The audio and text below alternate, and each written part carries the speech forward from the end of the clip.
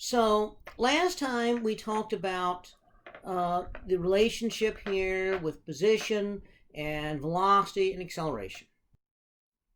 So x is our position at some, it's a function of time. So x is a function. X is some function of time.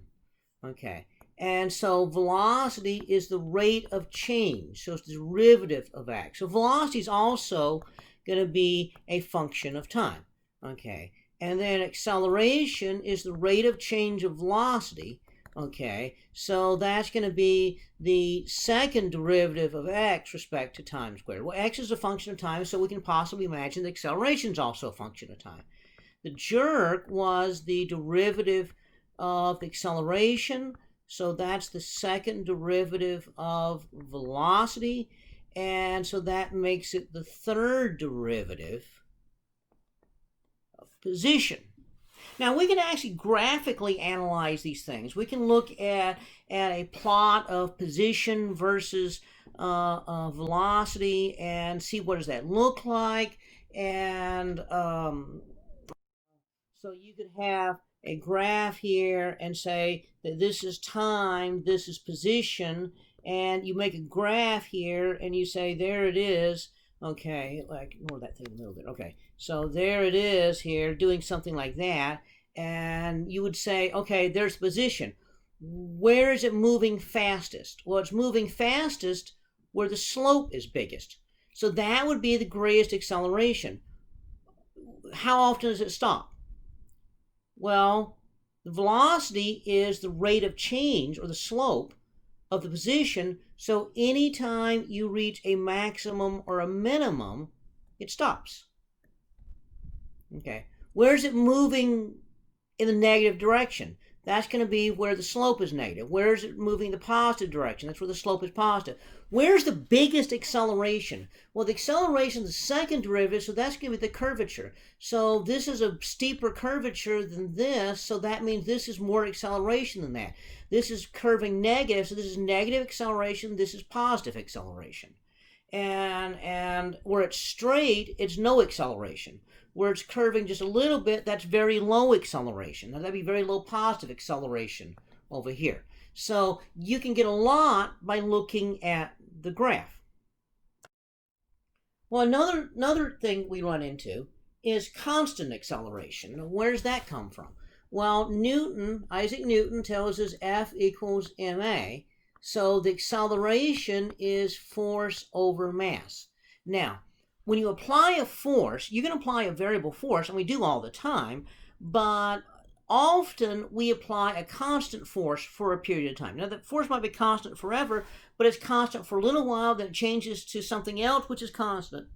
So if the force is constant, since the mass is going to be assumed to be constant, most things don't change in mass as you're looking at them, the acceleration is going to be constant.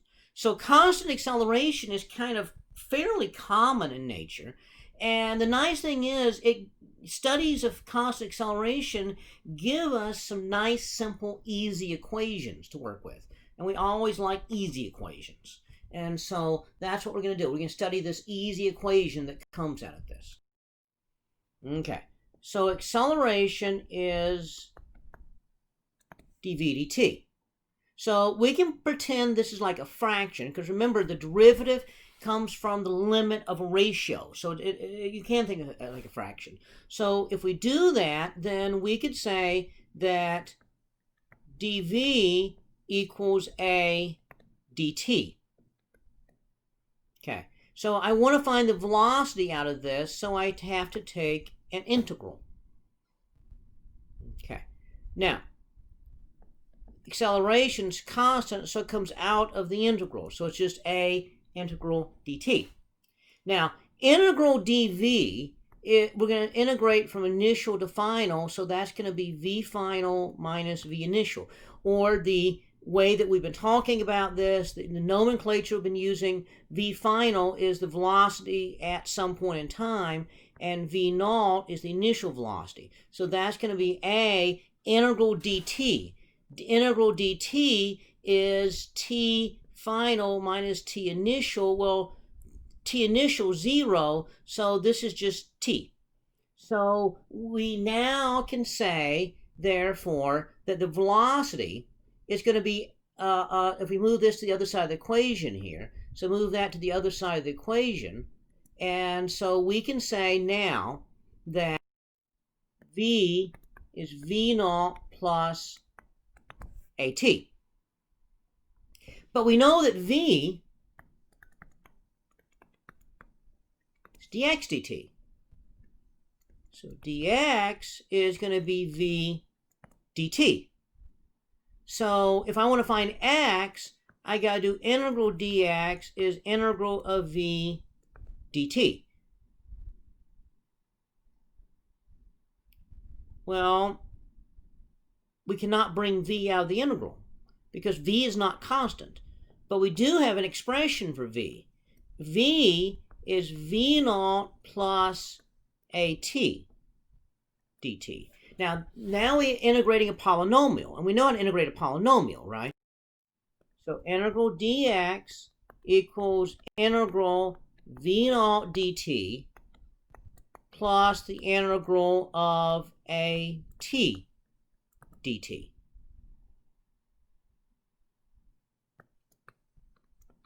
Well, V naught's a constant, so it comes out of the integral. A is a constant, so that comes out of the integral. Integral dx from initial to final, so that's going to be the final x minus the initial x, okay, equals V naught, integral dt is t, plus a, integral of t dt is t squared over 2. Okay, so I can rewrite the equation here. So x equals x naught plus V naught t plus 1/2 a t squared. That is your fundamental equation here for constant acceleration. So we have that x is x naught plus V naught t plus 1/2 at squared. The derivative of that equation is v, so dx dt is v, and so that's just going to be V naught plus at. So that's just the derivative of that equation. These two equations will now solve about 3/4 or more, maybe even 80% or more of the problems in chapter 2. Okay, so these are very fundamental equations right here. Well, they actually are even more fundamental than that, because what we're going to discover is that when we get to chapter 4, things can move in 2 and 3 dimensions. And so we end up with the y being equal to y naught plus y velocity naught times time plus 1/2 y acceleration times chi squared. The y velocity is simply going to be y velocity naught plus acceleration times time. And then likewise, the z position is going to be z naught plus the z velocity, initial z velocity times time, plus 1/2 acceleration in the z direction times t squared. And the z velocity is going to be initial z velocity plus z acceleration times time. So hey, those equations right there are basically the same two equations. And then we're going to get to rotational motion. And when we get to rotational motion, we have something, and it's going to be going around, and we're going to find the angle that it turns. And we're going to discover that if it's going at constant angular acceleration, that the angle is going to be equal to the initial angle plus angular velocity times time plus 1/2 angular acceleration times time squared. And the angular velocity, how fast it's spinning at some time later, is going to equal the initial angular velocity plus angular velocity times time. Guess what? That's the same equations we were just deriving, except now they're in Greek.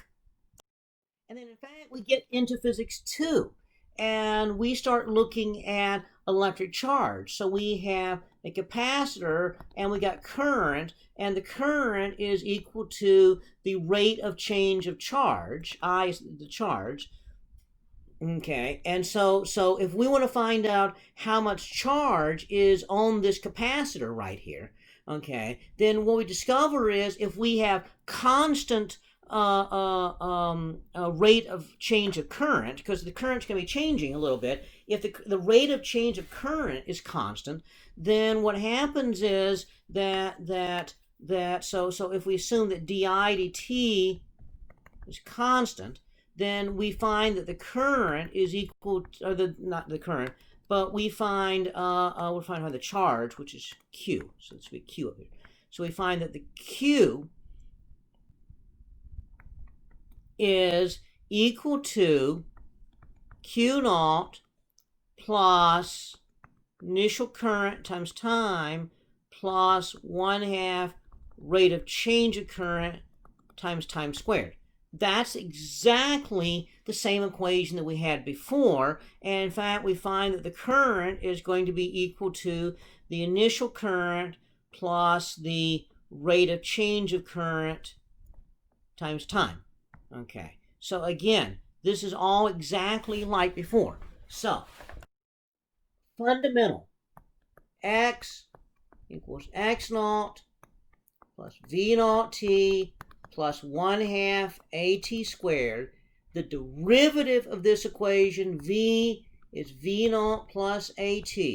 Those two equations turn out to come back over and over and over again, and they become fundamental sort of things. So you are going to need to know these equations inside and out. Okay, you're going to use them so much you'll never forget them.